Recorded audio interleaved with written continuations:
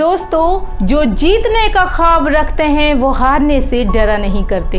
अगर जीतना है तो हारने का भी दम रख, क्योंकि हार और जीत दोनों एक ही सिक्के के दो पहलू हैं। दोनों तरफ जीत लिखा हो, ऐसे किस्से रोज रोज हुआ नहीं करते। लेकिन आज मैं आपसे किसी ऐसे व्यक्ति के बारे में बात करने जा रही हूँ जो अपनी हार को भी जीत में बदलने का मादा रखते हैं, जो हारना तो जानते ही नहीं। हार को जीत में बदलना है तो एक संकल्प की शक्ति की ज़रूरत है, एक डिटर्मिनेशन की, एक दृढ़ इच्छा शक्ति की ज़रूरत है। देवेंद्र झाझरिया, जो कि पैरालंपिक में एक नहीं दो बार हमारे भारत के लिए गोल्ड जीत चुके हैं। देवेंद्र झाझरिया 40 वर्ष के हैं और वो एक जैवलिन थ्रोअर हैं।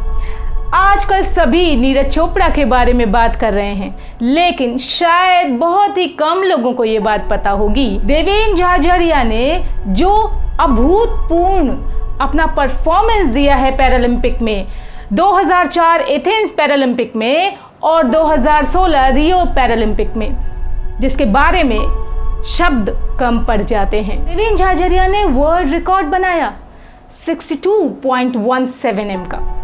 और सबसे बड़ी बात तो ये है कि वो अब टोक्यो पैरालंपिक के लिए देश से निकल चुके हैं। 65.17 m का रिकॉर्ड बनाया है उन्होंने क्वालिफाइंग मैच में। इनके बारे में कुछ जानना बहुत ज़रूरी है, जिससे कि हम लोग जो छोटी छोटी प्रॉब्लम से परेशान हो जाते हैं, अपनी लाइफ में कमियों का रोने लगते हैं, वो शायद हम बंद कर देंगे इनकी कहानी सुनने के बाद। देवेंद्र झाझरिया का जन्म राजस्थान के चूरू डिस्ट्रिक्ट में हुआ। 8 साल की उम्र में देवेंद्र जब अपने दोस्तों के साथ खेल रहे थे और पेड़ पे चढ़ने की कोशिश कर रहे थे, उसी समय 11,000 वोल्ट का जो करंट उनको लगा, उसकी वजह से उन्हें अपना बायां हाथ खोना पड़ा। उनके लिए राह आसान नहीं थी, ऐसे खेल की तलाश में थे जो कि सिर्फ एक हाथ से खेला जा सके। उन्होंने जेवलिन थ्रोअर बनने का निश्चय किया। शुरू में जब उनके पास जेवलिन खरीदने के पैसे नहीं थे, तो उन्होंने एक बांस से, जो लोकली जो अवेलेबल था, एक बांस से उन्होंने अपने लिए ये जेवलिन बनाया और उसी से प्रैक्टिस करने लगे।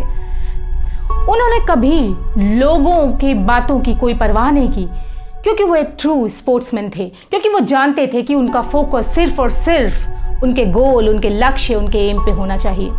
क्लास 10th से उन्होंने रोज प्रैक्टिस करना शुरू किया। डिस्ट्रिक्ट लेवल पे चैंपियन बने।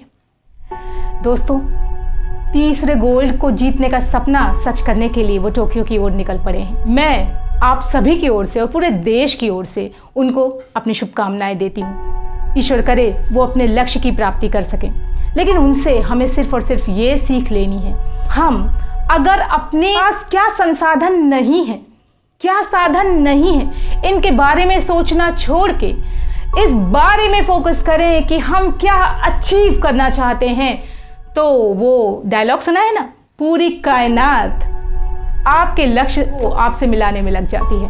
अपना ध्यान रखिए, फोकस्ड रहिए, सिर्फ और सिर्फ उसी चीज के बारे में सोचिए जो आप वाकई में अचीव करना चाहते हैं, और मुस्कुराते रहिए, क्योंकि ये जीवन जबरदस्त है।